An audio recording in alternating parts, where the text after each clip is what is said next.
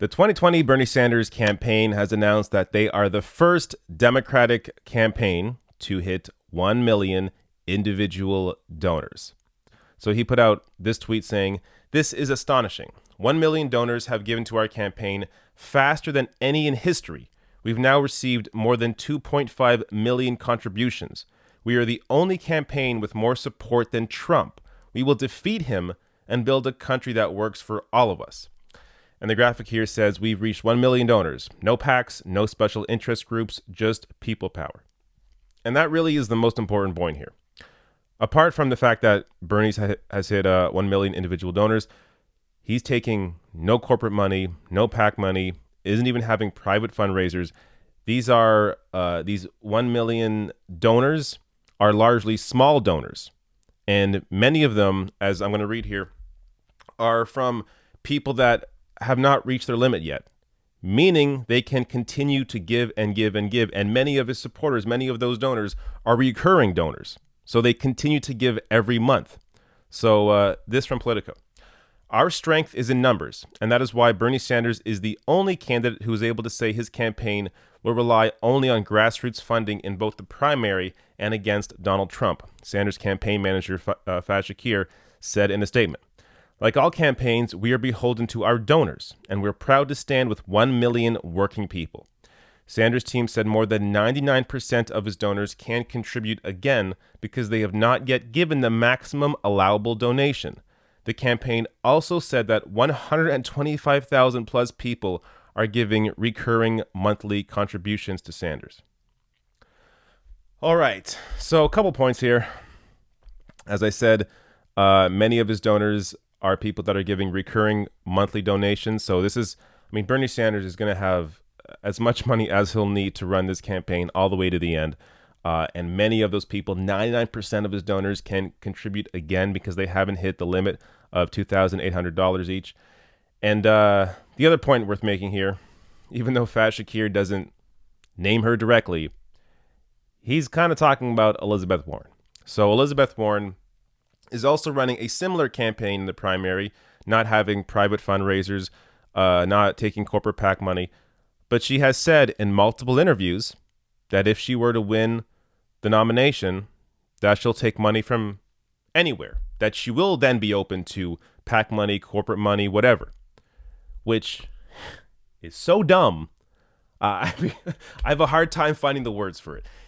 If you win the nomination, you get billions of dollars in free media. At that point, there really is no reason at all to open yourself up to corporate money, to PAC money, to private fundraisers. There is zero reason for it because everybody knows the ticket it'll either be Trump or you as the Democratic candidate.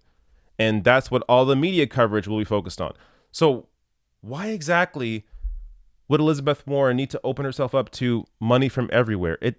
It's such a dumb strategy. It doesn't make any sense. Like I would love to see your explanation for that because it really doesn't make any sense.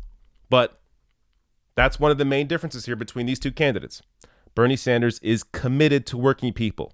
If he wins the nomination, he will continue this grassroots movement and be dedicated to his donors, which are working people. So a little more context here from Politico. According to Sanders' aides, the top employer of his donors are Starbucks, Walmart, and Amazon. And the most common profession is teachers. In counties that voted for President Donald Trump after supporting Barack Obama, the biggest employers are Walmart, the U.S. Postal Service, and Target, the Sanders campaign said. In 2008, Obama reached the 1 million mark in late February. In his first campaign for the White House, Sanders' campaign said he received donations from 1 million people by early January. So, again, a number of points here.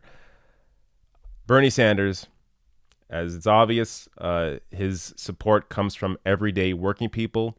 So the majority of them being, Starbucks baristas, Walmart and Amazon warehouse workers, and teachers, everyday working people supporting his campaign. And in counties that voted for Trump after voting for Barack Obama, which, by the way, I have a separate video on the polling on that, Bernie Sanders is leading by far, over doubling. So if you combine Biden and Warren's individual donors in counties that went from Obama to Trump, Bernie beats them combined. So I did a previous video on that. I'll link to that above if you missed that story. That is a huge story that needs more attention. Again, if you're talking about defeating Donald Trump, you need to be able to flip those counties back. Well, what better way to do that than by supporting a candidate that has by far the most individual donors in those counties than any other Democratic candidate. And in those counties, mostly postal service workers, Walmart, and Target workers support Bernie Sanders. And again, he reached this number faster than Obama. I mean, he beat Obama's record in 2016, and Sanders beat his own record this time, reaching the 1 million mark now in September, as opposed to in January when he hit it last time.